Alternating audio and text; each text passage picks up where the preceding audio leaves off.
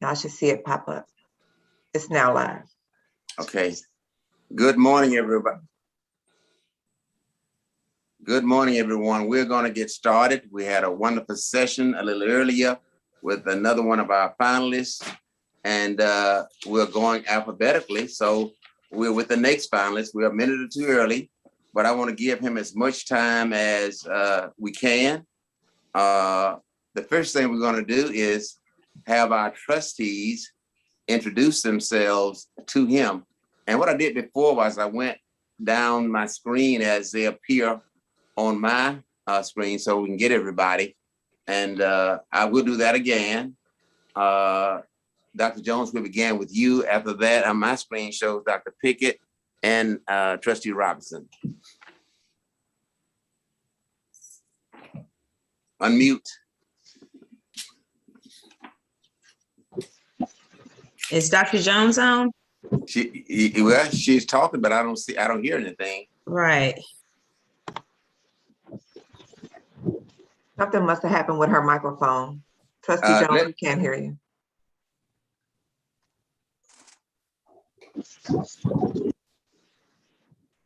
Let's go on to Dr. Pickett while y'all get that figured out. Dr. Pickett, would you go ahead?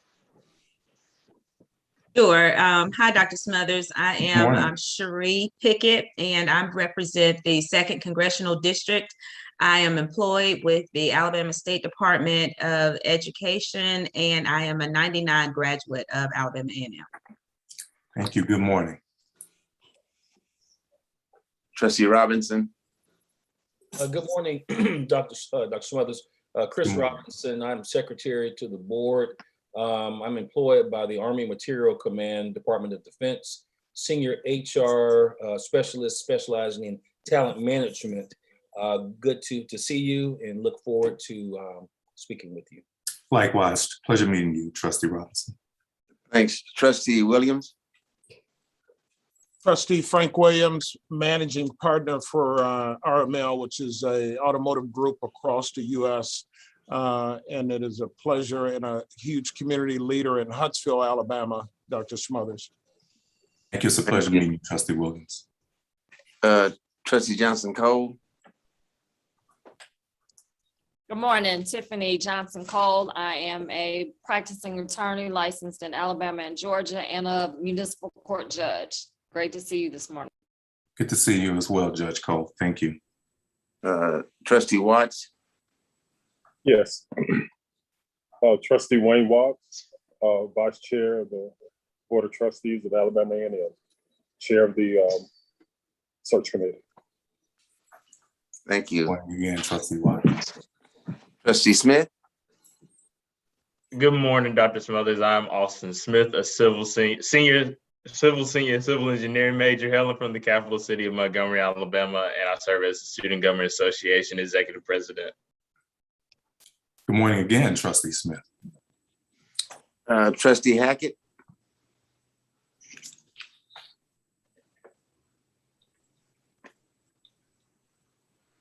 Unmute, Trustee Hackett. Good morning, sir. Good morning, everyone. Good morning. I'm John Hackett, Junior, class of 1965, a retired facilities manager for the city of Birmingham, and I'm just very happy to be here with you today.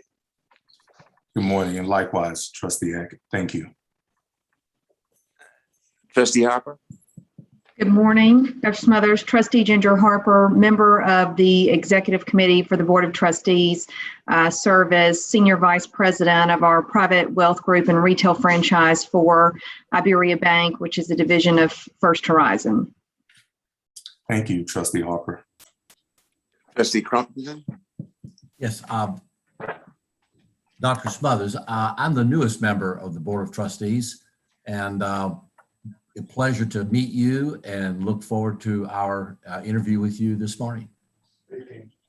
Thank you, Trustee Crumpleton, and welcome as a new member. Yes, thank you. Trustee Ball. Good morning, Dr. Smothers. My name is Kevin Ball, hailing from District 1, from the Mobile, Alabama area. Welcome to today's call. I also serve as on the executive committee and also with athletics with Alabama A&M University. Thank you. Good. Pleasure meeting you, Trustee Ball. Thank you. You too. Trustee Gainey? I was going to say good afternoon. Good morning, Dr. Smothers. Trustee Nichelle Gainey.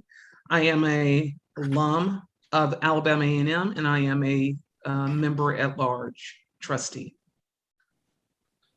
Thank you, Trustee Gainey. Pleasure meeting you. Correct. And finally, Dr. Jones, I think. We'll see. Can you hear me now? Yes. Well, Dr. Green's probably muted me. So, good morning, Dr. Smothers. I'm Jeanette Jones, president of the Faculty Senate at Alabama A&M, and professor in the biology department. It's great to see you again, Dr. Jones. Good to see you. Did I cover everybody? Great, great. Dr. Smothers, so good to have you here to present to us and to interact with the board. It's a friendly board, and they would treat you in a friendly way. So if you want to go ahead and get started, it's on you. Thank you so much, Chairman Williams, and I appreciate once again the opportunity to meet each and every one of you and put faces with names. It's an honor to be here, and I want you to know that I consider it to be a privilege of a lifetime to be able to present myself and my candidacy for the presidency of Alabama A&M University. In a moment, I'm going to be sharing a few slides, but I just want to acknowledge the gravity of the moment in which we find ourselves as we celebrate the 20th anniversary of the incident that happened on September the 11th.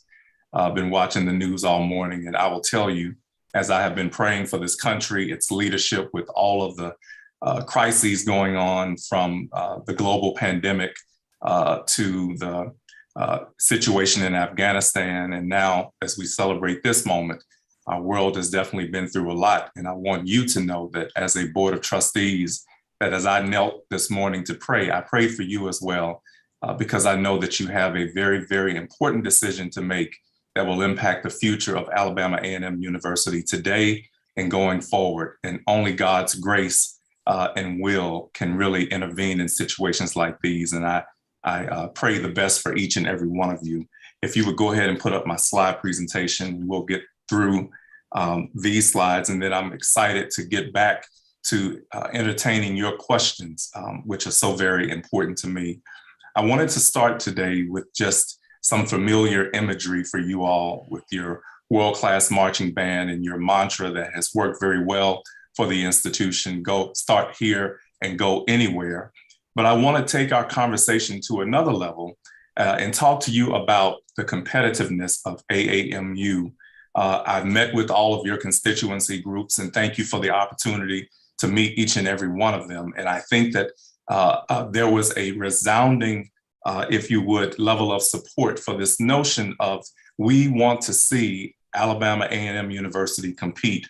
And I want to talk to you about that today. Before getting into that, however, I want to tell you a little bit about me, some things that perhaps could not necessarily jump off from my CV. This picture that you see here reflects a young man who was born in Vidalia, Louisiana, reared as a result of a single mother who focused and emphasized on those core values in her household that have stuck with me for a lifetime. She made us go to church every Sunday, and so God was first in our house. She made us work tirelessly on being honor students in school, and so education was certainly a priority in the household. And she focused on family. And so you see some of her work to the right there, in that picture where I'm surrounded, it seems, by a family of women. To my left is my beautiful mother, Corrine. To my right is my lovely wife, Katina. And the little young lady standing in front of me is my grandbaby, Sydney, who really runs the Smothers family. To my far left over there is my grandfather, who's kind of the patriarch of my family. He was an Army man and the father presence in my life. And so I owe a great deal of gratitude to him, and I celebrate him on today as well, because he would be very proud to see his grandson in this moment. And that middle picture You may or may not recognize that 19-year-old man. That was during my second year in college at Louisiana State University, where I entered the Air Force Reserves. The bottom chronology just simply represents a journey, if you would, that started with my inauguration as president of Philander Smith College and goes on through my involvement in social justice to one of the highlights of my career of being a fundraiser. And then ultimately at the end over there, the movement that this slide represents is getting more of our students who are minority into college so that they can have access to the great equalizer that we call education. So I consider this work to be a ministry for me. It is a calling. HBCUs are my why. I have fallen in love with their mission and what they're have been able to do for well over a century and a half to uplift the African-American community primarily. And it is a movement. And I'm so happy that God has blessed me to be a part of that movement. I received my bachelor's, my master's, and my PhD from Louisiana State University. I received my fundraising certification from the Indiana School of Philanthropy through the Thurgood Marshall Initiative. I have worked for 28 years in progressively responsible positions in the academy. I've worked in 4 out of those 5 major areas. If you would advance to the next slide, please. As I talk about my journey a little bit, I wanted to put some more familiar imagery up. I started off as a financial aid counselor at Louisiana State University.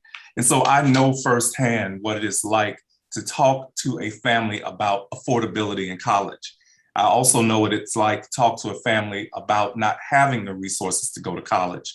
And so our HBCUs, in my opinion, have played a critical role in closing that gap and getting our students to and through college. I've been a dean of enrollment management, and so I know very much what it takes to grow an enrollment, to sustain an enrollment, and ultimately to retain that enrollment, because that's so critically important. In fact, that's one of the top things that our SGA president mentioned on yesterday during our session with them.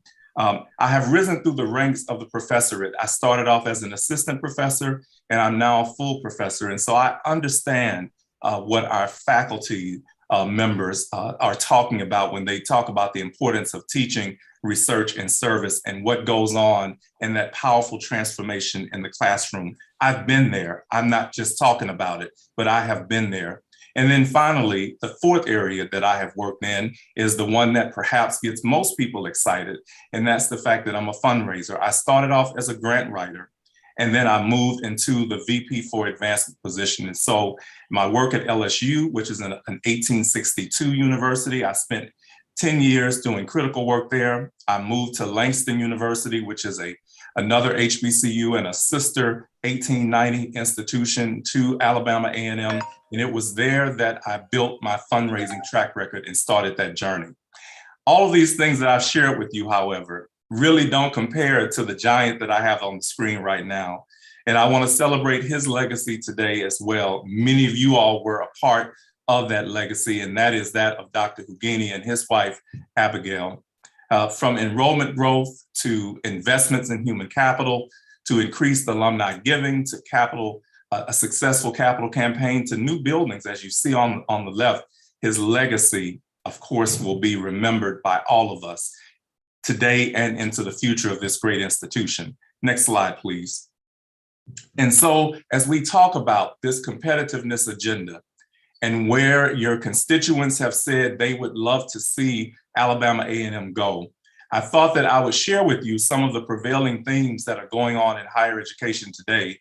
About 8 or 9 years ago, the Association of Governing Boards did a survey of 99 HBCU presidents. Those 99 HBCU presidents were asked to share with AGB what they considered to be the top 7 strategic issues facing our HBCUs today and into the future. AGB repeated that survey in 2019, and here are the results. The top issues facing our institutions, and you will be familiar with these: enrollment and value proposition, educational quality and degree offerings, student success and completion, finances and affordability, infrastructure, federal and state policies, governance and leadership. I want to allow those to sit with you for 2 or 3 seconds as we shift over to what I heard Dr. Hougini say on the day that he announced his retirement in an interview later on that day. As I juxtaposed these issues, I thought what great similarities there are, even though these issues have been well over a decade in existence with respect to our HBCUs, that even in 2021, they still remain to be opportunities for the next president. And Dr. Hougini said, as you saw on the last screen, that after we get out of this COVID-19 environment, one of the things that AAMU is going to have to do is transform itself so that it can compete. And so even Dr. Hougini has said, AAMU must be ready to compete in this new normal of education. And so here are the opportunities that he talked about in his interview: continuing to build on the AAMU legacy, competing in this new normal of education. We know that once COVID-19 is behind us, once perhaps this country reconciles with the deeply rooted race-related issues with which it's going through, there will be a new normal in higher education that we have never seen before. And Alabama A&M University needs to be prepared to compete. Building resources and relationships for the future. I talked about the fact that I'm a fundraiser. I've raised over $150 million in my career. I know the importance of this bullet. And when Dr. Hougini mentioned it, I was so excited because the future of AAMU certainly depends on you selecting a leader who is not in fundraising training, but who has been raising funds for a considerable part of their career and who can build relationships and build those resources for the future. Stabilizing the enrollment, accreditation readiness. I have strong relationships in SACS COC, and I am ready to work with the team at Alabama A&M as he outlines this as an opportunity for the new president to make sure we are ready for our accreditation and that we are successful even in all of our discipline-specific accreditations. Focusing on student success and optimizing the land grant mission, which is what I think is one of the greatest opportunities that exist for Alabama A&M University. Next slide, please. And so about 4 years ago, the White House initiative on HBCUs, they bought into this competitiveness conversation. This was at a time when everyone was talking about what HBCUs needed to do to survive. The common vernacular at that time was HBCUs must do more than survive, they must thrive. And so for years we talked about how do our HBCUs thrive. They then began to move that conversation from just thriving to competitiveness and how do we compete? So here is what the White House initiative on HBCUs that just wrapped this meeting up this week talking about HBCU resiliency. They said, here is what an HBCU must do to be competitive. And so I'm just gonna substitute AAMU in that slot for HBCU. A competitive AAMU must be clear about its mission and values, actively thriving in the new global economy, identifying problems and providing solutions and on the cutting edge of innovation, strategically planning and positioning and partnering, managing resources for optimal outcomes, and cultivating a strong and talented pipeline of students. I said to the student constituency group on yesterday, if we are doing 150% of all of the above, if we're failing at the last bullet, then we are failing tremendously. This is what we must do in order to compete. Next slide, please. And so I want to talk to you real quickly as I prepare to close about a journey on which I have been for the last 7.5 years here at Philander Smith College. We decided that we wanted to compete. We decided that it was time for Philander Smith College to take its game to the next level.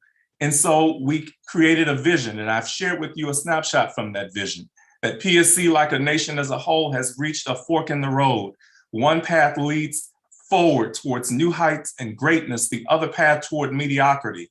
We have unashamedly and unabashedly chosen the path forward to greatness. We created a 10-year long-range plan that was centered around us choosing a path towards greatness. And we aspired to be one of the top 10 HBCUs in America, a place that Philander Smith College once enjoyed in the 50s and 60s. Next slide, please. And so we engaged ourselves on a big dream exercise. And I want to encourage the family of AAMU to do the same thing. We drew from the wisdom of a woman by the name of Ellen Johnson Sirleaf, who was the first woman president of Liberia, shortly after they had just dealt with their own version of a pandemic, much like what we're dealing with COVID-19, but theirs was the Ebola virus. She said to this country that felt beaten upon and downtrodden because of its failures with respect to controlling this virus, she said, you can overcome this. You can get through this, but we're going to have to together dream really big for Liberia. And she said that I want you to dream so big that your dreams are scaring you at night. And that's where this quote comes from, that the size of your dreams must always exceed your current capacity to achieve them. And if your dreams do not scare you, they're just not big enough. I want the family of Alabama A&M University to dream big with me today as we talk about this competitiveness agenda. We did it at Philander Smith College, much like your strategic plan and your 6 overarching objectives. We created those. We put a price tag to our long-range plan of $100 million. And we said we were going to work together to raise these dollars so that these dreams could come to life. Next slide, please. We created 5 forward initiatives that we knew would be aligned with the trends of the market. And so the WISE-P3 program that you see on the far left of the screen, that is an acronym for Workforce Innovation and Strategic Economic Public-Private Partnerships. That was a result of me going out into the greater Little Rock community and meeting with over 25 CEOs and asking them, how could Philander Smith College help you to meet the needs of your job economy? And they shared with us the things that they needed, and we created this program. We received funding from the state of Arkansas, something that had never been done in this state. Arkansas has never supported its HBCUs, especially the private HBCUs. It supported UAPB because of its requirement via the formula, but the others, it did not support. Over a 5-year period, we received $5 million from the state of Arkansas to support our workforce initiative. We created a new School of Allied and Public Health at the behest of Dr. Jocelyn Elders, the first woman African-American Surgeon General in the country.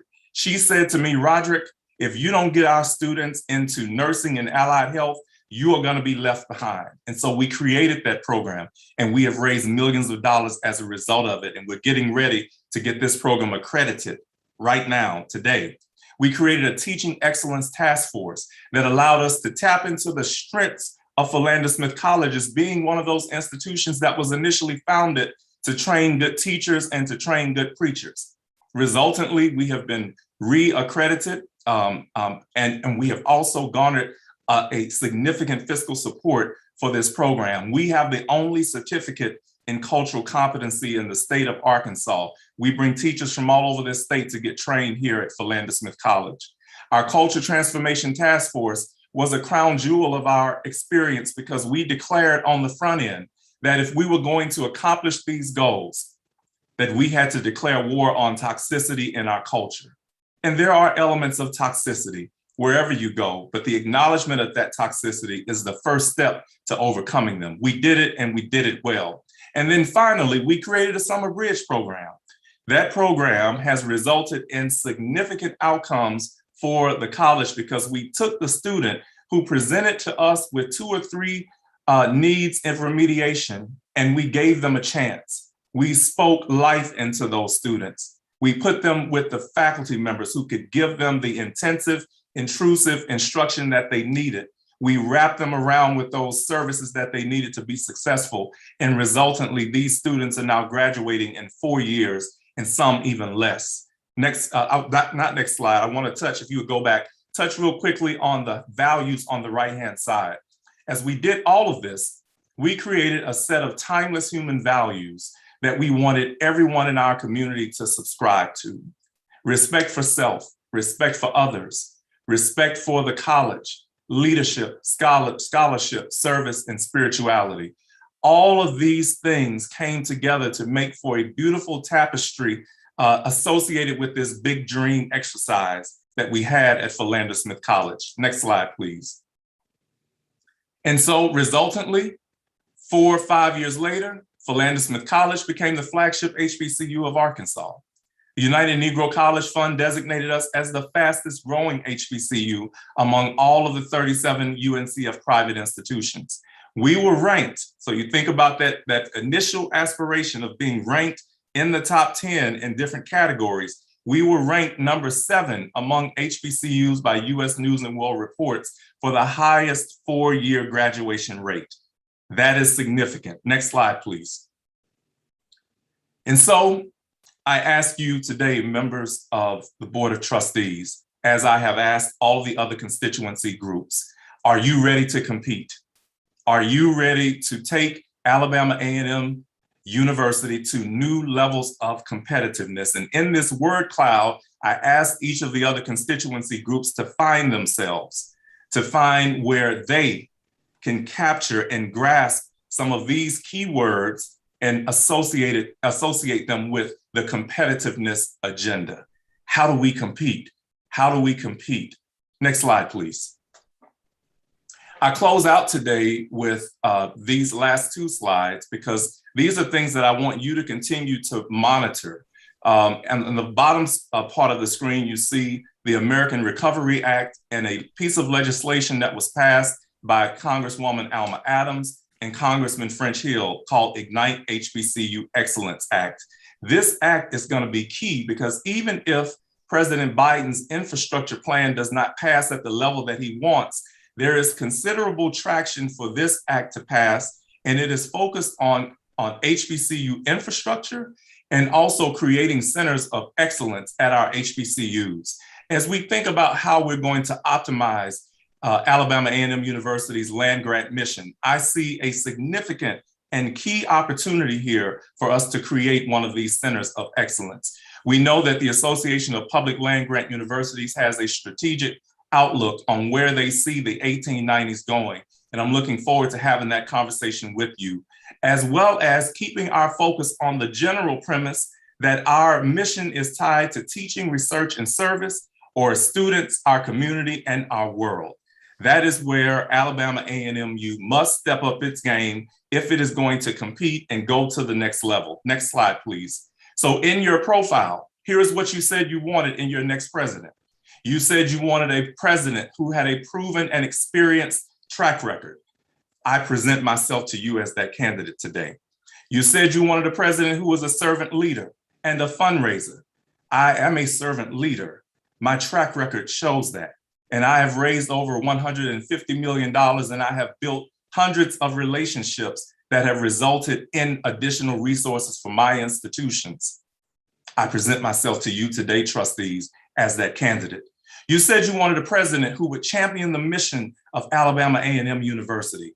I can't think of a better champion for your mission than Roderick Smothers Sr. You said you wanted a president who was a strategic and collaborative thinker and doer. That's me. You were reading from my bio.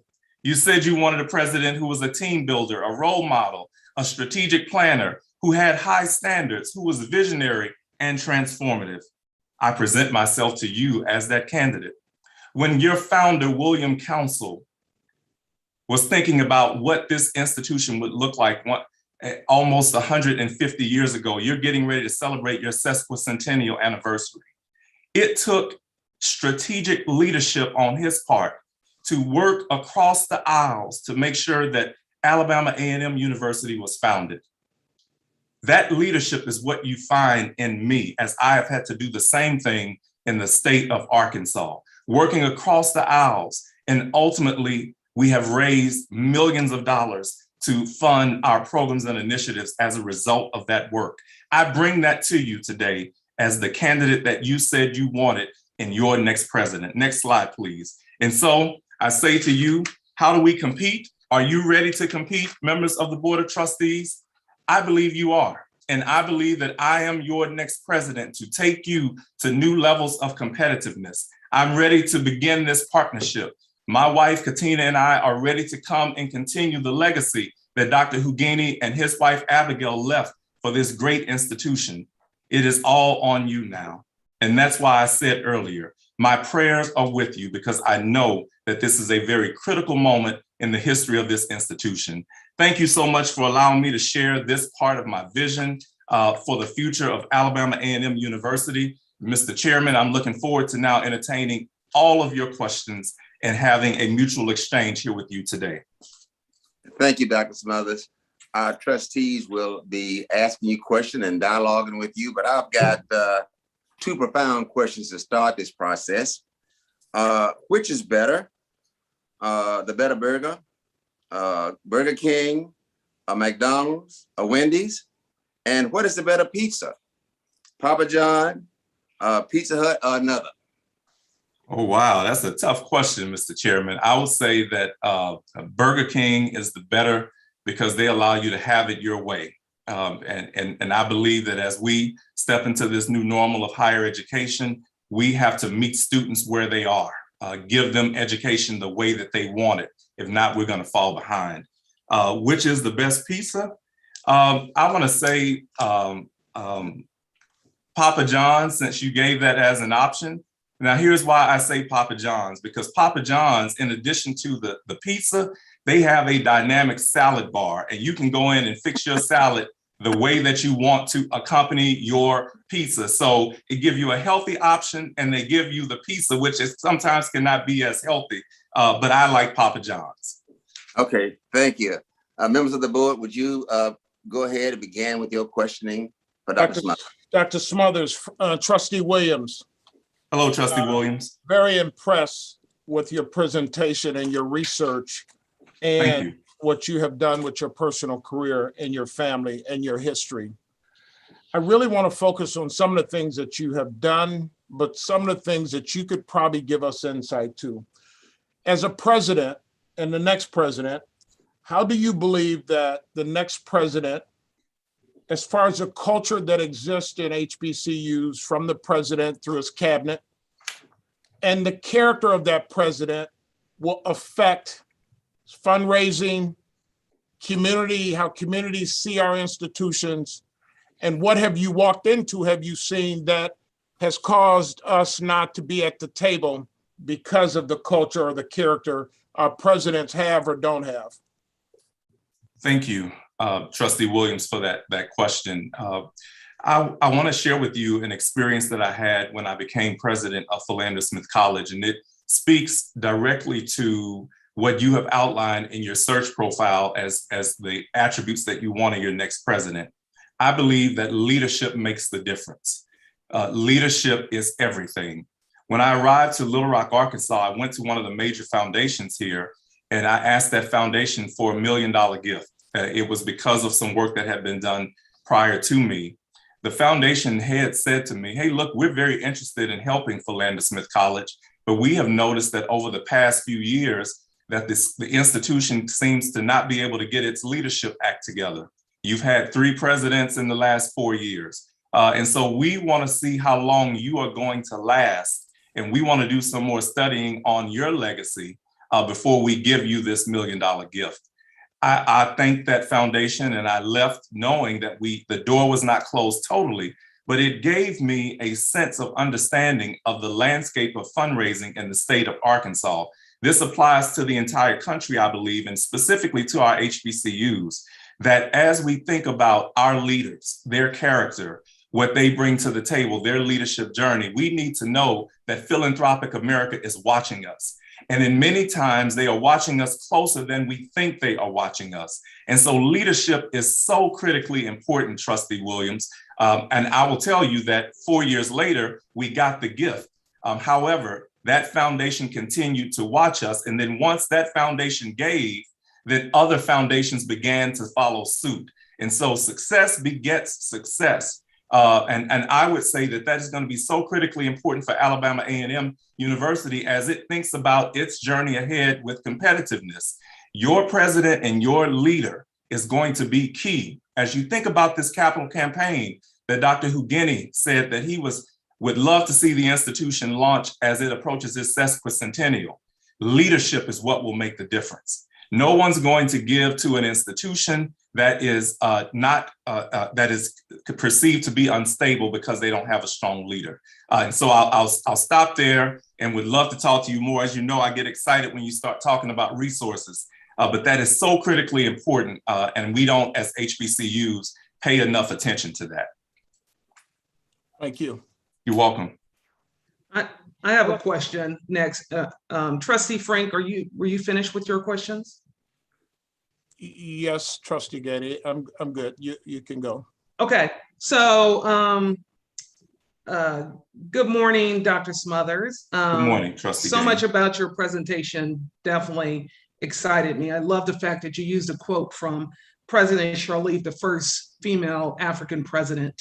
And in her dialogue, she writes, this child would be great. And I love the aspect of your dream should scare you. So yes, if it's not big enough, and as a member of the Reimagine campaign, that's very exciting to hear. So thank you. My first question is in 3 parts, and I also have a follow-up question after this. Can you tell us about an encouraging higher education innovation that you are aware of? And if so, what is it that is so innovative? And what have you done to incorporate that into your presidency and what you would do as a president of Alabama A&M? Okay. You said it had 3 parts. Do you want to give me all 3 up front? Yeah, those are the 3. Those are the 3 parts for that one question. Tell me about an encouraging higher education innovation that are innovative that you are aware of, and why is it innovation? Okay. And then what have you done to incorporate that in your current presidency, or how you would incorporate that into the presidency of Alabama A&M? Thank you, Dr. Trustee Gainey. And again, I have so many examples I can share with you, but I want to share one with you that I think will really resonate with the strengths of Alabama A&M University. I shared with you that through my workforce initiative, that WISE-P3 is an acronym for Workforce Innovation and Strategic Economic Public-Private Partnerships. It acknowledges the fact that in this new economy, that the public and private must come together to truly capture the essence of the new market trends. When I arrived in Little Rock, Arkansas, I realized that, and it was what the governor of the state said when he mentioned in his inaugural address that I want to get more Arkansans into livable wage paying jobs to deal with the poverty issue in the state of Arkansas. So I went on a tour and I visited 25 plus CEOs. I got to the office of a gentleman by the name of Rick Riley, who was at that time the president of Entergy Arkansas. And I said to him, Mr. Riley, what can Philander Smith College do to help Entergy reach its goals? And he talked to me about a number of things. We talked about the obvious around diversity and inclusion, them needing more interns who look like me and the like. And I love it when CEOs express those things to me, because I think that our diversity imperative is one of our strengths. However, what he said to me as he dropped his head was, can I be brutally honest with you? He said, I need more women engineers who look like you.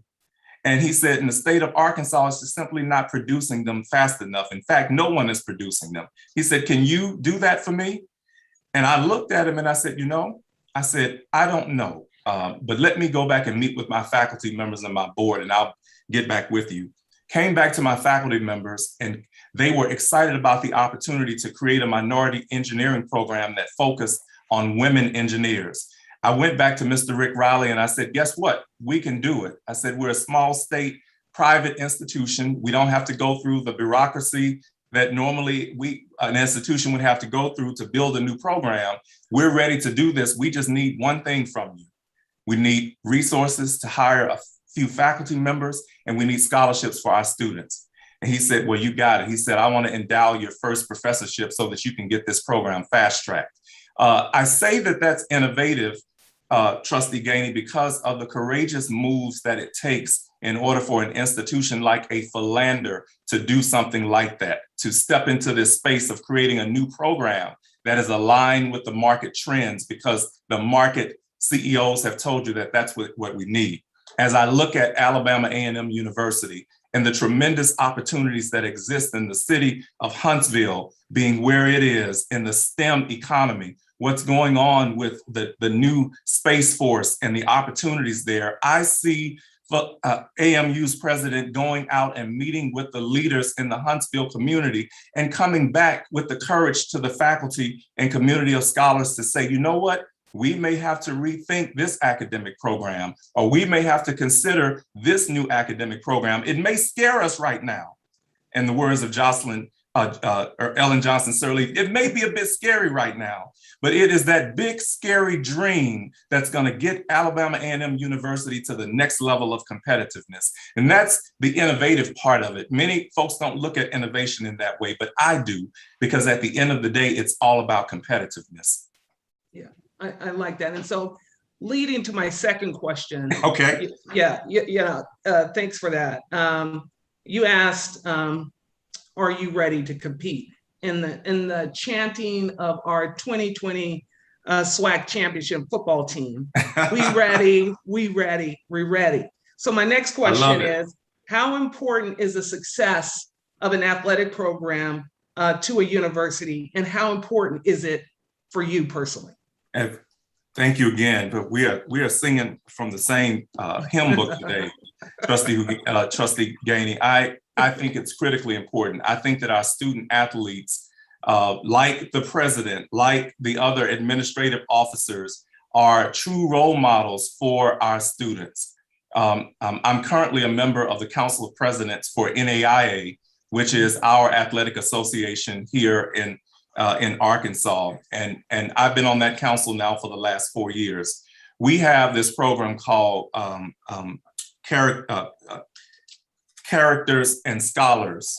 And that Character and Scholars program focuses on what our student athletes must do to be competitive on the court, on the field, but as well as in the classroom. I believe firmly that our athletes have to be competitive in both spaces, and that as leaders, we have to provide the resources for them to be competitive in both.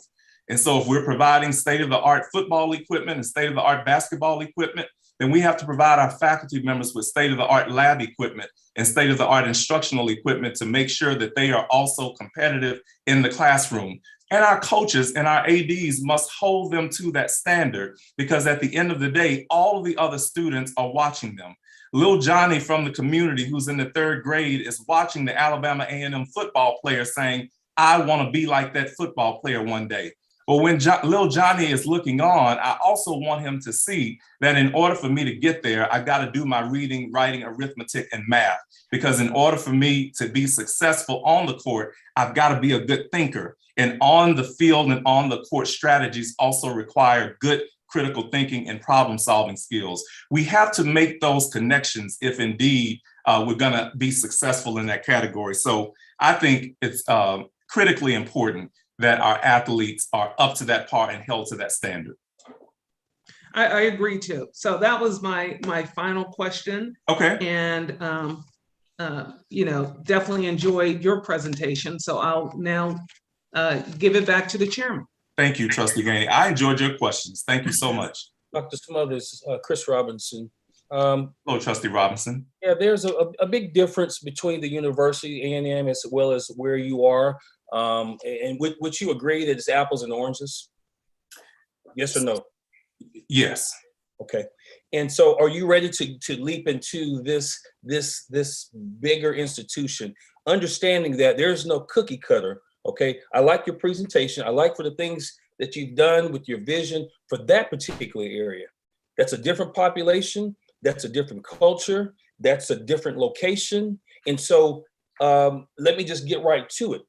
Coming to Alabama A&M, if selected, your first 100 days, okay, what are you going to do? And then the second part of this, what will be your 3 priorities?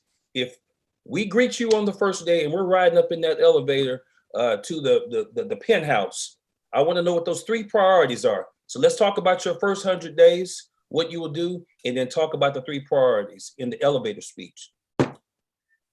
Thank you, Trustee Robinson. I agree to your initial premise that indeed it is apples and oranges, because the profiles of the institution are very different. without question, that is an apple to orange comparison. But when you look at the prevailing issues that are facing our HBCUs today, the 7 issues that I put on the screen that the Association of Governing Boards pulled from the survey, where they surveyed 99 HBCU presidents, both public and private. I'd venture to say that Dr. Hougini probably took that survey. Those issues around enrollment, around resource development, around competitive academic programs, around the value proposition, those issues are all issues for all HBCUs across the board. And so while it's an apples and oranges comparison with respect to the profile, the issues are pervasive. They permeate the HBCU environment. Part of it is because we have historically been under-resourced across the board, no matter where we are. Again, something Dr. Hougini admitted even about A&M in his interview, we are under-resourced. In my first 100 days, I would spend all 100 of those days getting to learn and know this community. I would spend most of those days listening. I would get off the campus and begin to meet the leaders in the community. I want to know what the perceptions are about Alabama A&M. I want to go to high schools and I want to meet high school principals. I want to meet counselors and teachers. I want to meet pastors. I want to meet everyone who has a stake in Alabama A&M University, because in order for us to move to new levels of competitiveness, it's going to take the engagement of all of our constituency groups, all of them. I want to have focus groups with our students. On yesterday, I had a conversation with the students, and President Austin said to me after I asked him this question, I said, "What keeps you at Alabama A&M University?" And he said, "It is the family environment." That's what your trustee said. He said, "It's the family environment." And I wrote that down and I put circles around it, Trustee Robinson, because if he can say that no matter all the other, and they talked about what they considered to be some of the challenges of the university, but he came back and said, "But I stay because of this loving family environment." In my first 100 days, I want to learn what makes up this loving family environment that keeps a young brother like Austin Smith at Alabama A&M University. And so, in my first 100 days, that is what I would do. Now, that is notwithstanding the fact that I would have to spend considerable time with the Board of Trustees, understanding what it has established as priorities. I want to talk to alums and understand their priorities. And that will take me directly to your second question, which is what will be my top 3 priorities? I said to you already, I'm a fundraiser. What I know is a need for Alabama A&M University, no matter what happens, no matter which president you choose, is that Alabama A&M needs more resources. And so my top priority is going to be setting up meetings to understand the needs so that I can establish a plan to attract those resources. Resources will be priority number 1. That's my expertise and that's what I do well. My second priority will be understanding what it takes to make sure that we have are engaging in what I call the continuum of student success. When I listed those items on the other slide about what it takes to be a competitive AAMU, I listed the last one intentionally last, because I said that if our students, if we're not enrolling a strong pipeline of talented students and making sure that those students are successful, then no matter what else we do, we can hang it up, because they are the ones who make the difference. They're the ones who keep our doors open. And so my priority would be student success, making sure that my students have what they need to be successful. My third priority would just simply be making sure that the other constituency groups have access to me and know that I am there as their president to listen, to understand, and to assess the environment, to assess the culture, and ultimately roll my sleeves up to put together the right plan with all of those constituency groups to move Alabama A&M University to the next level. And so I repeat, resources, student success, and assessment, making sure that I understand the culture, the climate, and what challenges I'll be facing going ahead. Good job. That was a good one. Thank you. Thank you, Trustee Robinson. Thank you.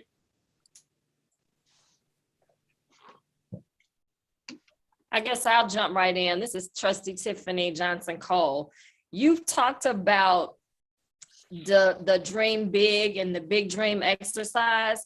Can you tell us a little bit about how you would motivate and push people to dream outside of the box or to think outside of the box when, you know, we kind of get in the stage of dreaming, but having heights to our dreams? So how do you propose to motivate people to move beyond their normal? Thank you, Judge Cole. You know, when I faced that problem at Philander Smith College, I asked myself that same question. I said, Roderick, you are you're here. You have talked to this community of scholars about this big dream vision that you have. Don't know what those dreams will be yet, but how do you get people on the same page? And I think that when you look at your search profile and you outline the attributes that you want to see in your next president, you say very clearly that you want a leader who can inspire and who can be a visionary. I think that is where true leadership is tested, that if you can inspire your constituency groups to dream big with you, and that inspire or that inspiration comes simply from giving them your authentic self. I hope that as a part of this exercise, even though we're virtual, you all can sense my passion and sense my authenticity through the virtual waves. I think that at the end of the day, those are the things that cause individuals to say, I can get with what he's saying. I can be a part of what he's saying because I believe him. I believe he's authentic. I believe he's true. I think he has the best interest of Alabama A&M University in his heart. You said in your profile you wanted a champion for your mission. Well, it's the responsibility for the president to live that mission, to personify that mission in the way that he walks and the way that he talks. I bring those things to the table. And so I would inspire people to buy into this new vision by simply how I comport myself through authenticity and through living the mission. And at the end of the day, I say this and I'm unapologetic about it.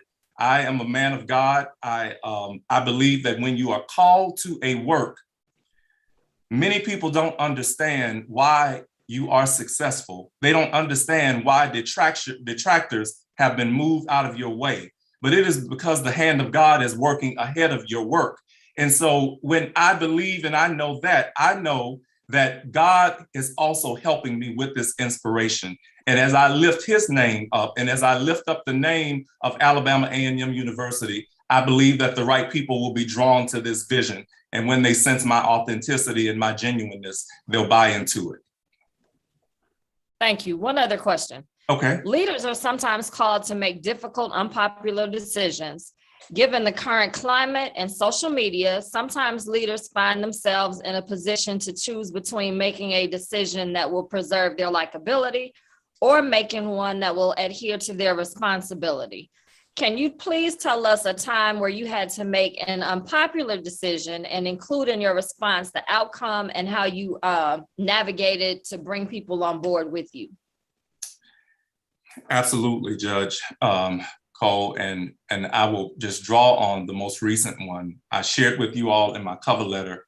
I hope that you received it and read it because I put a lot of thought and passion into it. But I shared with you all the situation of leading in the time of calm and in the time of crises. What has happened in higher education over the last 18 months as a result of COVID-19, the global health pandemic, has been life-changing for all of us. It has affected our institutions in ways that we would have never imagined. One of the things that we had to do at my institution was implement a series of austerity measures to protect the institution. And so when our enrollment fell as a result of COVID-19, vaccine hesitancy, Arkansas is one of the top states for the unvaccinated. We had to make some very difficult decisions. And that ultimately resulted in a right sizing of our team. We brought our cabinet together, we brought our board together, and we made those tough decisions. It was on social media. Our students did not like it because they felt that we were targeting some of the more popular professors, when in reality, it was a true business decision based on the enrollment and the productivity of the degree program. It was not a popular time, but we made those decisions at that time to save the budget and to save the institution.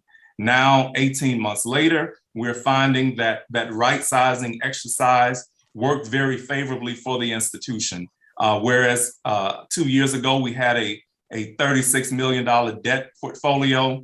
Because of some of the workings we've been able to do with the federal government and the like with debt forgiveness and other things, our debt portfolio is now down to under $5 million. We are seeing a Philander Smith College that is more resilient and prepared to face the challenges of the future. And so that exercise for us, as painful as it was, ultimately ended up being a good thing for the college. And it took the courage to make that work. It took teamwork to make it work, but we made it work. Thank you. Hey there, Dr. Welcome, Judge Smothers. Cole. Good morning. My question, I have two questions, real quick questions. Okay. So you are coming from a similar political climate as Alabama. How will you work with and negotiate with the state for the variety of issues like funding, expansion projects, and et cetera? That's my first question. Okay.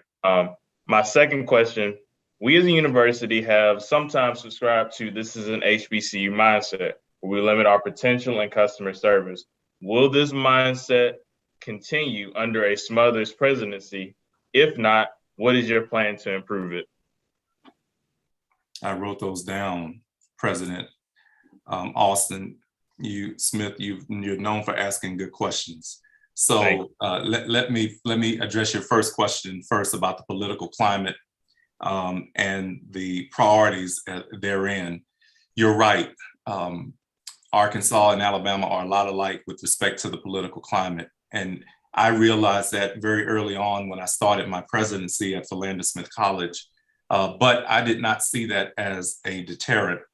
I went into Arkansas politics. I made friends in the legislature. I invited the governor to lunch. He accepted my invitation to lunch. We established meetings every other month to talk about the priorities of Arkansas's HBCUs. It was not always about Philander Smith College. I became an advocate for all of the HBCUs in Arkansas, and the other presidents will attest to that. Those continuous relationships, we established a semesterly reception for the legislative members, because as I engaged with them, many of them would tell me, Roderick, I have driven by that beautiful campus sitting up on the hill there, and I've never been on your campus. You'd be amazed at how many of them said, I didn't know about Philander Smith College, and we've been here for 140 years. And so I invited them to campus. Now, I said to you earlier, Austin, that our workforce initiative has garnered over $5 million in support. Those $5 million came from this same legislature that knew nothing about Philander Smith College. And then just this last Juneteenth celebration at a fundraiser that was hosted by Philander Smith College, the governor and leaders from both parties came out to a philanthropist home who was a friend of the college, and that the governor announced that for the first time in the history of the state, he would be giving $1 million a year to each of Arkansas's HBCUs because he understood their importance and their relevance. That came as a result of 4 to 5 years worth of relationship building. Again, I say resources are attached to relationships. And so that is the same approach I would take in Alabama. There are some people in Alabama who don't know about Alabama A&M University and the wonderful work that they're doing. There are some people there who are not aware of our faculty members at Alabama A&M and the wonderful research and ingenuity that's going on in the classroom and labs there. I want to get out and tell them all about it, but more importantly, I want to get them to our campus to understand it. And my goal would be to increase the state support as a result of that. Now, this is an HBCU mindset. I will be able to answer this one and with more brevity, Austin, because we've talked about it already. Yes, our traditions are important, and this is our HBCU. And yes, Alabama A&M University, we did win the SWAC championship in 2020. I'm proud of it, but guess what? Alabama A&M University is a university that is on a trajectory for competition. And so we cannot just simply be about the HBCU mindset. We have to be about the competitiveness mindset. And a competitiveness mindset is very different from that of just being an HBCU mindset. And I outlined for you, Austin, what being a competitive institution means. And so I won't go back into those again. Thank you for those great questions. Well, I would like to follow the students. All right, Dr. Jones. Faculty usually follow our students, right? So my question would be in regards to leadership and shared governance. Okay. I think you touched on it a bit already, but what would the Board of Trustees or your governing body at Philander Smith tell us or share with us in terms of your leadership style and your potential to advance Alabama A&M? Your Board of Trustees and the faculty. Okay. Is there a second question, Dr. Jones, or is that's it? Well, I'll ask another one. The other one. Okay. I was gonna say you're going easy on me today. I want to respond to that real quick while you're going easy on me. Well, you have talked so much about your fundraising, and I really like that. Okay. All right. So would you share with us the sources of your funding, the funds that you have obtained?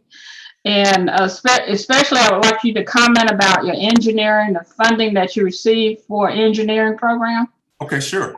Alabama A&M produces the largest number of Black female engineers in the country. So yes, so I'd like to hear a little bit more about the funding you received in engineering. Okay, great. Development. Yes, ma'am. I can do that. So let me talk first about the Board of Trustees. What I do know is that when I advanced to this round as a finalist, I provided to the search firm the contact information for my board chair. And so I know that they had an extensive conversation. And I would say my board chair is the chairwoman and CEO of the Winthrop Rockefeller Foundation. And so her profile is all around fundraising and relationship building as well. I think what she perhaps shared with the search firm that I'm hoping that they transferred over to you all is that I am a good partner first and foremost with the Board of Trustees, that this is a partnership relationship, that we have a shared responsibility to make sure that Philander Smith College is competitive. She would tell you that I am a visionary, that I have a big vision, a big, bold vision that even scared some of the trustees at times, but that we work together to build consensus around those big, bold ambitions, and that resultantly, we have seen the progress that we have seen at the institution over the last 7.5 years. She would tell you that I'm a consensus builder. I spend a lot of time sharing with the Board of Trustees the thoughts and opinions and perceptions of our students, our faculty and staff and alums. That's important because while I know that I have my finger on the pulse of what's going on at the institution, as the governing body, it's important for them to know that the things that they have hired me as president and CEO to do, that I'm doing them with the satisfaction of my community of scholars. And I'm going to share this document with you all after this event today, but I just had my 360 evaluation this last year after 7 years. And in that 360 evaluation, I got very, very positive reviews from all of the constituency groups. It was conducted by a private firm. That to me spoke volumes to the things that folks would kind of tell you walking across the yard as president, hey, look, I like what you're doing. But when you can get it back from them through a confidential instrument like a 360, it affirms that for you. And so my board chair would probably, or has probably shared with you all that they got that 360 done, and overall they're very pleased with my leadership. So that's that part. And I know that you all talked with a couple of other of my trustees as well. With respect to the resources for the engineering program. And so as I shared with you, we are still in the infancy stages of our our program. We are getting ready to submit it for accreditation. But the first funder was Entergy Arkansas, and I shared with you how that gift came about. The other funding that we received for that program came from a local foundation. That foundation is a foundation that supports creativity and innovation around minority disciplines. And so that same foundation also just gave us funds to create our new performing arts program. And so they are interested in the diversity and inclusion work, and our minority engineering program fell under that. We also just got a $2.5 million grant from EDA. And that EDA grant, you can Google that as well. That EDA grant is tied to our engineering program because we're creating a state-of-the-art laboratory in which our engineers will work in one of our old buildings on campus. And so that $2.5 million from EDA was a significant grant for us for that program. And then finally, the other dollars have come from private donors, $50,000 here, $100,000 here from individuals whose names I can't give. But if you check our track record, you would see that we've raised well over $500,000 to support the building of this program. And that's why we're at a point now where we can submit for accreditation of the program. And so those are some of the sources. I've raised a whole lot more money, Dr. Jones, but you only asked me about the engineering program. So I'm gonna stop there. That's good. That's fine. Thank you very much. You're welcome. Dr. Smothers, this is Trustee John Hackett. How Good you doing morning, today? Trustee Hackett. How you doing? I'm all right. How are you doing today? Some of this, what I'm going to ask you about, you have covered some of it, but I like to do this. First of all, I want to thank you for your interest in showing in Alabama A&M University, currently serving as the president of an HBCU. You understand the importance of a strong financial picture. Alabama A&M has had many years struggle financially due to many issues. One being inadequate funding from the state of Alabama. However, over the years, with increased enrollment, increased state funding, federal grants, capital fund drives, increased alumni giving, and other funding sources, the university now is financially sovereign. What steps will you take to make certain that the university remain financially sovereign? Thank you, Trustee Hackett, and I appreciate that question. I shared with you earlier that one of the things that I was able to do prior to meeting with you all was to just kind of dive extensively into the work of Dr. Hougini, some of the challenges that he acknowledged that he started with, and then where he ended up 12 years later. Truly outstanding legacy, and I know that the Board of Trustees had a lot to do with that as well. But two things that I discovered in my research as you talk about the fiscal solvency of the institution is that, look, you've got $50 million plus in your foundation. At the end of Dr. Hougini's term, it's my understanding that there will be well over $50 million in the reserves for the institution. And so that, you know, when you think about where the HBCUs who are doing very well fall with respect to their endowment and fiscal resources, I will tell you, Trustee Hackett, that already places Alabama A&M University in a level of competitiveness that really the world does not know about. And so I would work very hard to make sure that I sustain and maintain that part of Dr. Hougini's legacy, because that is very critical to be at this point. One of the things that I will do as we move to the next stage, and as you give stronger consideration to me being your next president, I'm hoping that you will be willing to share with me some of the documents that I would need to look at to get a better understanding of the university's financial picture.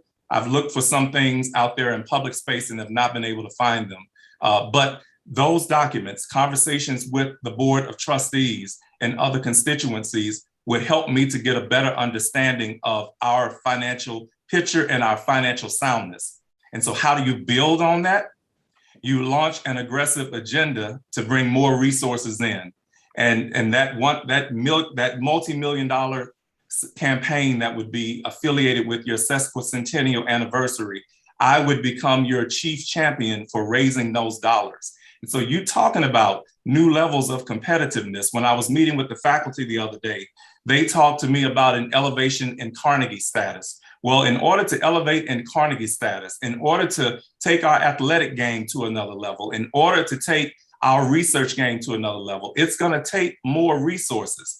And I've been blessed to have a track record of being able to not only identify those resources, but establish the relationships that will lead to us acquiring those resources. And so I would simply come in, understand that financial picture, make sure we're headed in the right direction, and continue to build upon it. And when if I'm fortunate to be named the 12th president, I would want to look back in 10 years and say that under the Smothers presidency, that we tripled the endowment of Alabama A&M University. And when you triple the endowment of what you have, let me tell you, you're competing with predominantly white institutions who would not have those types of resources. But that secures the future of Alabama A&M well into the future for generations well beyond Brother Austin Smith. But it secures it in a way that we can't even think about right now because we've got a stronger financial position. Thank you. You're welcome, Trustee Hackett. Dr. Smothers, and this is Trustee Pickett. And morning again. Good morning. What Trustee Hackett talked about kind of leads into my question, and it is about, okay, you're in Arkansas now, and Yes, and you understand that Arkansas, though, you know, some of the demographics may be the same, you're coming to a whole new state. You'll be coming to a whole different state, and there's a lot of work in Montgomery that would have to be done. So how would you be able to, and you kind of touched on it a little bit earlier in another question, where you would just get out, kind of boots on the ground just to get to work. But do you understand we are playing with the big boys? You have the Auburns, you have the Alabamas. So how are you going to navigate that transition?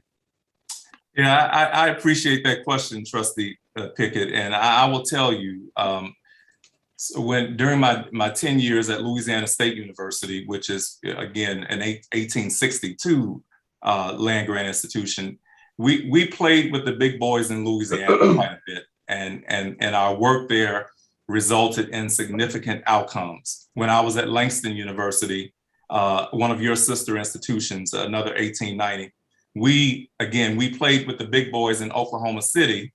And I'm gonna say, let me be correct here. We played with the big boys and the big girls, if indeed that's what we're going to say, because the women were very much a part of this leadership spectrum as well. But in Oklahoma, we as their chief fundraiser, we established key relationships with Governor Brad Henry, and resultantly, the state provided us millions of dollars to support not only our land grant mission, where we received 100% match, but our other initiatives that we had, our World in Class GOAT program that was functioning through our land grant mission, through our Ag Center, our Solutions to Poverty initiative. We were able to play with the big boys and big girls because we were able to get out and talk to them about things that were important to them. So now let me say, in Alabama and in Montgomery, as you look at the statewide landscape for the state of Alabama, I will tell you that another thing that Alabama has in common with Arkansas is where it falls economically and educationally and with respect to those who live in poverty in the state.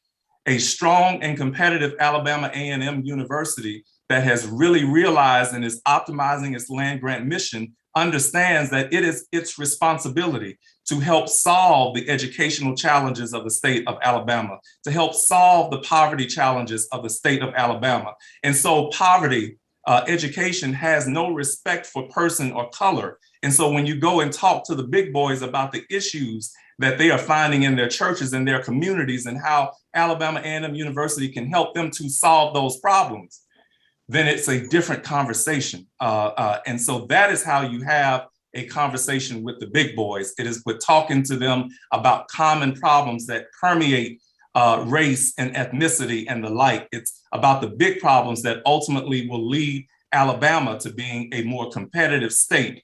And when you talk to legislators about those issues, the big boys, then they're inclined to listen, because ultimately that's why they're elected. Dr. Smothers. Thank you so much. Oh, I have one more, Ginger. Oh, sorry. Okay. You speak a lot about the fundraising, and I really like that.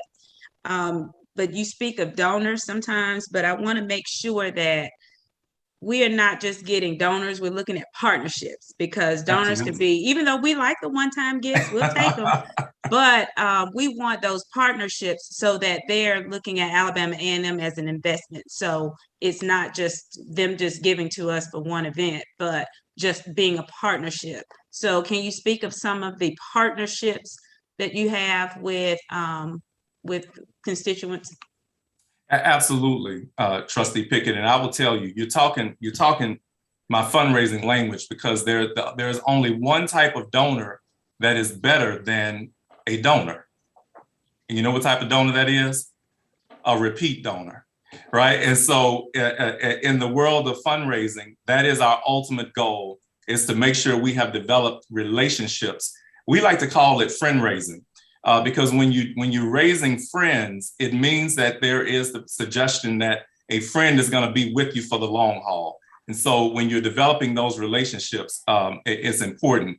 I can just give you just a few examples of partnerships that we have established here at Philander Smith College, and that I believe from a federal standpoint, and even just from my knowledge of some of the national foundations, that we can easily transfer those over to Alabama A&M University because of some of those same prevailing issues. Dr. Jones mentioned earlier that Alabama A&M is one of the leading producers of women in engineering who look like most of us on the line here today.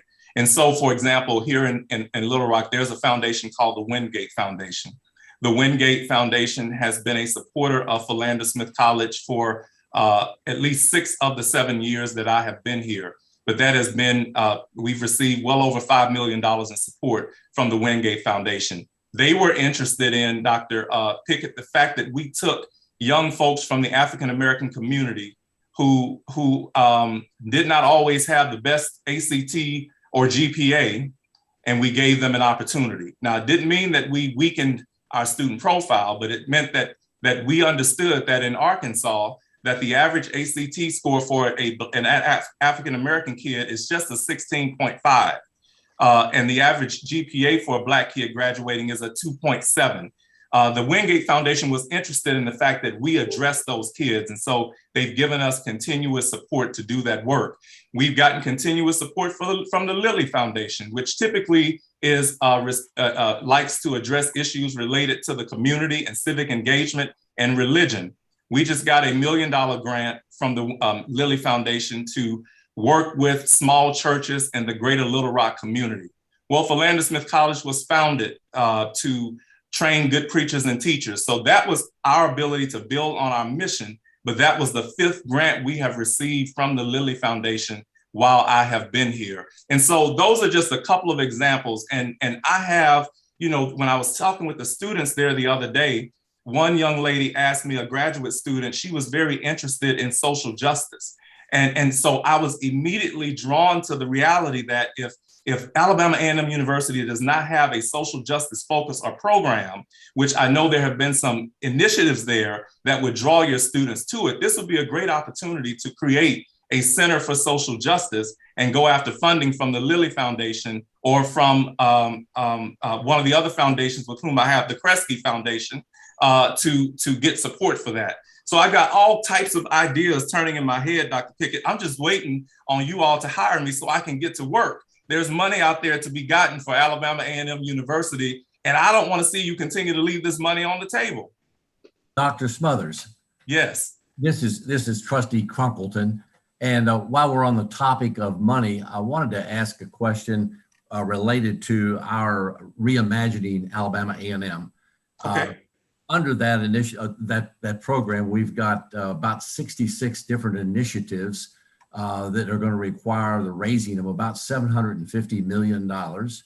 And some of the initiatives will actually create sustainable incomes for the university.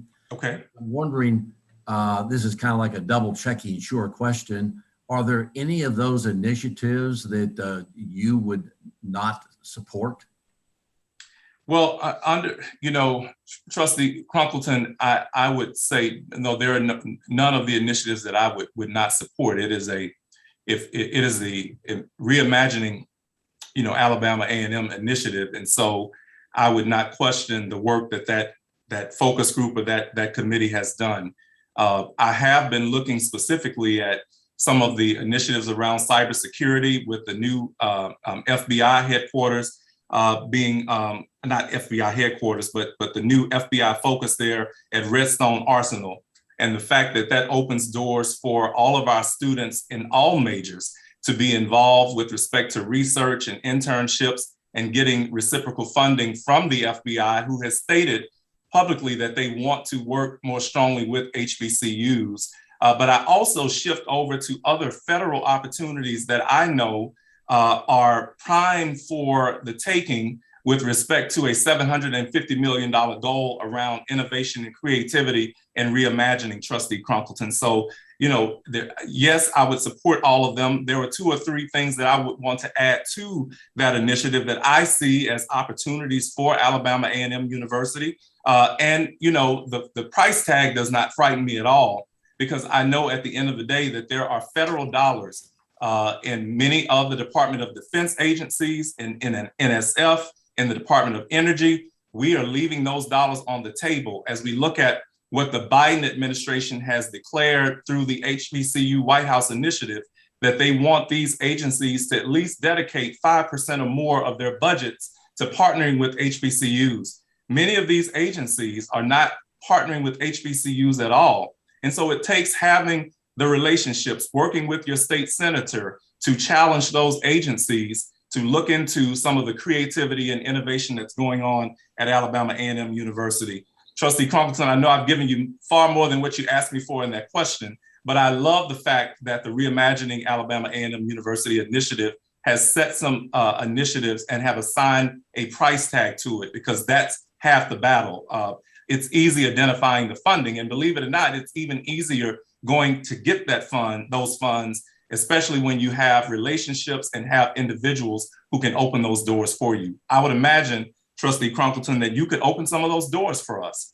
And so I look forward to working with you as a partner in this initiative. Well, I appreciate that extra answer, and I think the entire board of trustees appreciates that enthusiasm part about that. That's very important to us. Thank you. Dr. Smothers, Trustee Harper here. Just a quick question for you. So student engagement and culture are both very critical and vital to the health of the university. Tell us a little bit about student engagement and the culture at your university, and then the vision that you would have here for Alabama A&M.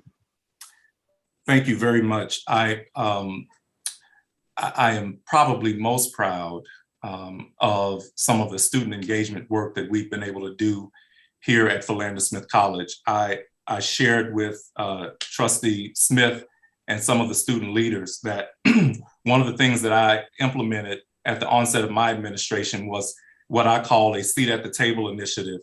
It was drawn upon the fact that when I was a college student, that there were so many things that I learned by simply just having a seat at the table of leadership.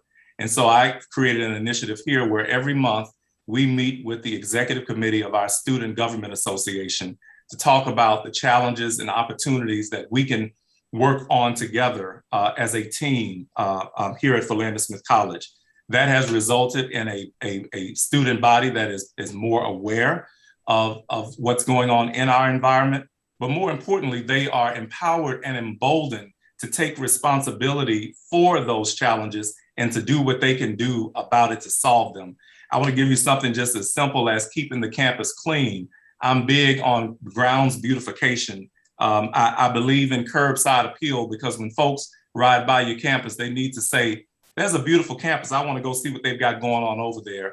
Well, when the weekend comes and the students do what students do, they have a good time. I would ride around the campus on a Sunday morning at 6 or 7 a.m. and I would notice that there would be trash left in the parking lot and other things. Well, I would text the SGA president and I would say, hey, look, you all didn't do what you were supposed to do this morning. And within an hour, the SGA president would have a group of his student leaders and they would be out there getting the trash off the student parking lot.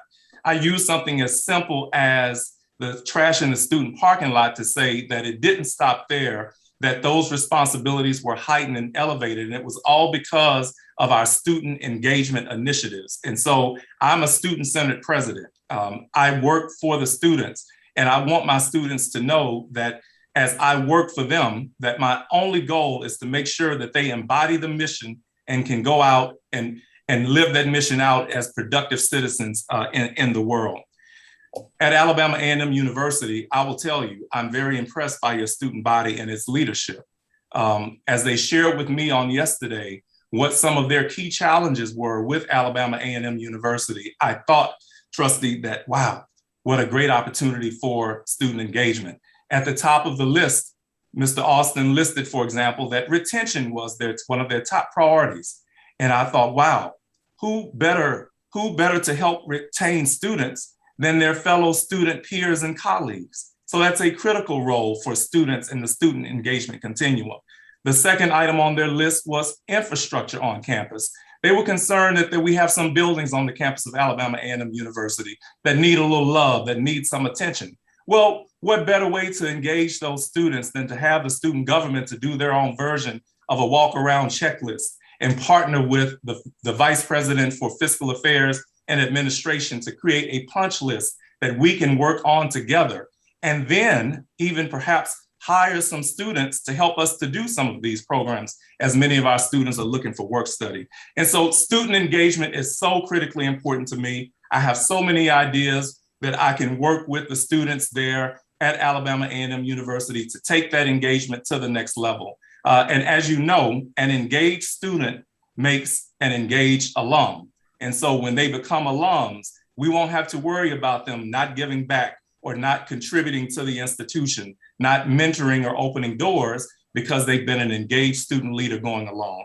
That to me is a part of the holistic student experience. That is our responsibility to make sure that they're successful in the classroom, but it is also important for us to provide those co-curricular experiences that give them just as rich of an educational base to go out and live for life. Outstanding. Thank you. You're welcome. Dr. Smothers, Chris Robinson again. Hey, Trustee Robinson. I listened to you yesterday, and you had a very good point. I want you to expound on this for the trustees on, and this is big, the public relations or the image of the institution, whether it's that leader, or the board, or the culture, whether it's negative or positive, affects the support and the giving piece. You Absolutely. talked about the Mackenzie Scott, the methodology that she used, yes. And also in telling the story. Can you share real quickly what that you shared with us yesterday with the trustees on what that means? And I'm really looking for, that leader has to be in a positive light. That board has to be in a positive light. The student culture and the good news stories have to be positive in that light in order to get what we need. Please expound on that. I will, Trustee Robinson, and thank you for the opportunity to talk about that again. It was Miss Fox who asked me the question about the importance of marketing and the brand of the institution. And I responded to that question by capturing the essence of what happened with the Mackenzie Scott gift, which has drawn a lot of attention in the world today, actually. So when she gave the millions of dollars that she has given over the last 6 to 8 months to historically Black colleges and universities, she used the methodology. And part of that methodology was around those institutions that were doing a better job of telling their stories. One of the greatest challenges, if you talk to philanthropists who are interested in giving to HBCUs, is that you all need to do a better job of telling your story. We want to know more about the Austin Smiths on your campus. And when you do that, then you're speaking to us. And so Mackenzie Scott's methodology, I mean, she gave millions of dollars, but those institutions that made her list were institutions with strong marketing programs. They were institutions that had had strong websites where if you could go to the website, you could get everything you need from it without leaving with a question about it. It was institutions that had continuity and leadership, and that had a brand that spoke to the issues that are facing our country today. And then, so, you know, Robert Smith, the Netflix executives, Mackenzie Scott, all of these entities have said to us as institutions that you need to do a better job of telling your story. And so one of the things that I've always been a proponent of as a chief advancement officer is making sure that my marketing department had what it needed to tell the best story to secure the resources that we need. And you tell that story with what I consider to be professional imagery. You tell that story with powerful stories. I talked to you about the story of young brother Austin yesterday, who said he stayed at Alabama A&M University because of the family environment. But I will tell you, there was a Dr. Isis Holloway who said in her news article, she's a graduate of Alabama A&M University. She said that she attributes her success as a physician to one Dr. Razi Hassan, a multi-talented chemistry professor who was most instrumental in propelling her forward. You see, that's what Mackenzie Scott is looking for. She's looking for stories where alums are able to point specifically to individuals in that community of scholars who have helped to transform their lives. Folks are looking to do transformational work in America. They're not looking for small vision. People are not looking for small vision. People are looking to support big vision and success. And in order to show success, you at least have to look like you're successful. And so if the institution looks like it's successful, is successful first, then hey, you've got an opportunity to perhaps attracting a donor who historically or who would not look at you previously. So that's the story, Trustee Robinson. I hope that I did some justice there with that. But we are again tied into some of those circles.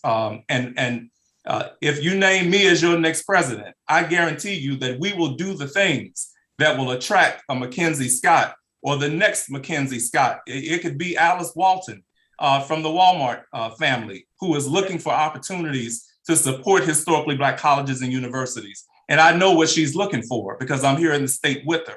And I look forward to bringing those types of relationships to Alabama A&M University, in addition to access to some of the federal funding that we're leaving on the table. And we have to keep close watch on those things. Dr. Smothers, real quick, I just want to, you sound like you were in our Reimagine committee that we put together. We're about out of time. I think Exactly. But Trustee Williams, can I ask him one question? Go right ahead, if you don't mind. I don't mind at all. You are my priority for the day. I can stay here with you for the next 3 hours if you need me to. It does sound like he was part of our Reimagine campaign, Trustee Williams. So the question really pertains to him having his pulse on what we would have talked about. But my question is Alabama A&M has the assets of most institutions across the country, and we realize what we have, student body wise, asset wise, land trust. But how would you say an institution like ours could tap into poverty or create something innovative on the poverty piece that exists in the southern parts of the country to actually transform into that Reimagine? What would you say some things that we can do in our institution to be an example in America to lead us out of this bucket that's been there? Trustee Williams, that's a great question. And I want to tie that back to something that I mentioned earlier. And we didn't get a chance to talk a lot about it today, but it is ultimately the optimization of your land grant mission. And you mentioned poverty. I talked to you all about the fact that we established a Solutions to Poverty initiative when I was at Langston University in Oklahoma for those 7 years. And we've started touching on it somewhat in Arkansas, where we are in the heart of the Delta, which is the poorest region of the country. And you all fall in that region as well. Here are two opportunities that I see that I think are just low-hanging fruit for Alabama A&M University, and it falls under the scope of optimizing your land grant mission. If you think about poverty and the face of poverty, and in my freshman colloquium class here at Philander Smith, we talk about this where I teach the honor students. What is the face of poverty? When you encounter a person of poverty, one of the first things that you encounter is the issue around food insecurity. And so you are a land grant institution. I mean, and you have a nutrition focus in one of your academic programs, and in your land grant outreach, you are doing things to help support the extension efforts of the state. But how about we take that to the next level and go after some of the funding through USAID or through the Department of Agriculture to launch a real solutions to poverty initiative in the state of Alabama that is centered around dealing with the divide around food insecurity, dealing with the divide around technology, and ultimately dealing with the divide around education. I think that many people don't realize that the land grant mission touches every aspect of the university or the academy. There are millions of dollars, billions, honestly, left unclaimed each year. And as we look at this HBCU Ignite legislation that's getting ready to pass, this is the one that I referenced earlier through Alma Adams and Congressman Hill. They are going to be creating centers of excellence. I think that Alabama A&M University creates a center of excellence on solutions to poverty.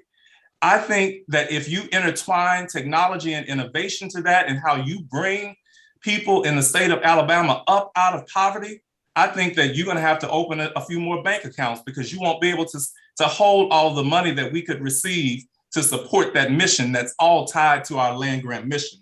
Those are the things, Trustee Robinson, Trustee Williams, that I look forward to talking with you all about. There's so many opportunities there, so much potential, and I just get excited about it, as you can tell, because I think that Alabama A&M University truly deserves to be one of those institutions that it is at the top of its level of competitiveness. That is the future. That, to me, is how we build on what Dr. Hugini leaves behind for us, is taking this institution to the next level. And that way we're competing with the level of the institutions that the big boys that the trustee referenced earlier, we're competing with their institutions because we're solving problems that their institutions have historically been known to solve in the state. So that's what I would leave on that question, but we'd love to talk to you more about it. Thank you. That answered my question.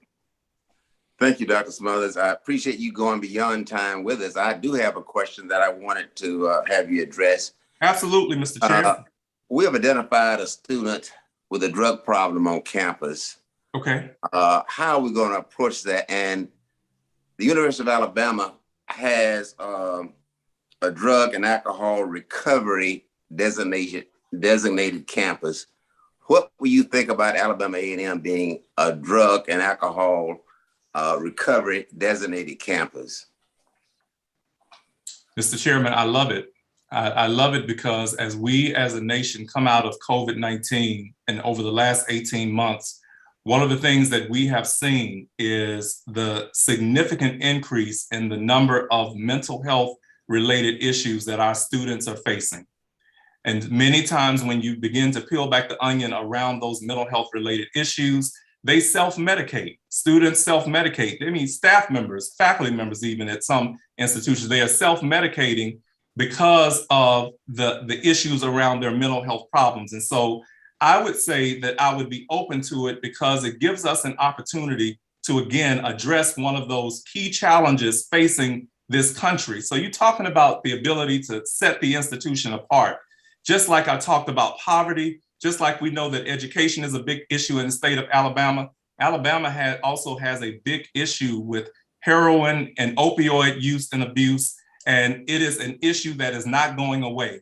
So in as much as the land grant institution can step up and address these issues as health disparities in the African-American community or in the minority community, to me, it further gives us the opportunity to set ourselves apart, but provide in some way, some form of restorative justice for these students who the community has given up on, and we would be able to provide them with that way out. And so I love the idea. How would you address a student that was presented to you with a problem? Well, the first thing I would do, I have an open door policy here at Philander Smith. Every Wednesday from 12 to 5, students can come in to talk to me about any issue. What I tell the students is that you may end up in one of the administrative areas because I don't try to solve their problems. I believe in shared governance and allowing folks to do their jobs. But my first response would be to talk to that student and receive them and give them access to me and let them know they're talking to somebody who cares. I believe firmly that kids don't care how much you know, how much you make, until they know how much you care, right? And so I would give them that caring personality that I come with. And then I would immediately refer them to the proper medical practitioner on our campus, be it the psychiatrist, be it the counselor, be it the chaplain that's in residence, or someone who has more expertise in helping them to deal with their issue than I would. But because I've been doing this work, this ministry for so long, Trustee Williams, I can recognize those symptoms when I see them. And so I typically am pretty good at triaging and getting those students to the right place. Thank you so much. Does any other trustee have a question before we conclude this session? If there's a burning desire, you may express it now.